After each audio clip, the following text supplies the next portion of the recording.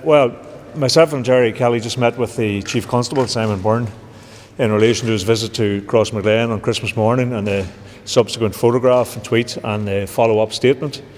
We expressed once again to him the huge frustration and annoyance that caused in the area, not simply because of the imagery, but because what it demonstrated to people in South Armagh, something that we've been arguing for some time, is that the approach to policing in the area has not changed. 20 years on from Patton, and we still haven't experienced a new beginning to policing. And from our discussion, that's clear that approach is the same in other areas across the north. And the police need to now recalibrate their approach to policing those areas. They're not imposing policing on those communities. They're policing with the community, and their approach to policing needs to reflect that.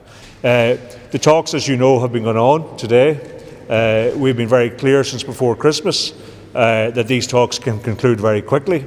There are areas in which we have clearly a four-party agreement, and what we need to see is the DUP coming on board with that.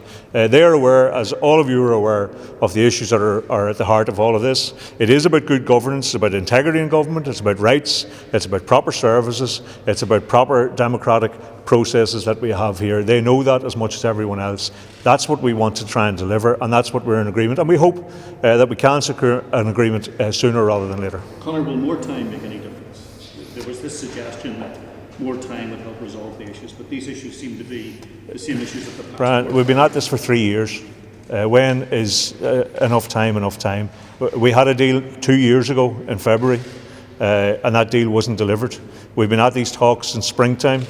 They petered out at the end of the summer, they've been picked up again, and now we're running up to the wire. We don't need dramatics, or we don't need grandstanding. What we need is political will to get an agreement. The issues have been rehearsed and well rehearsed for a long time now.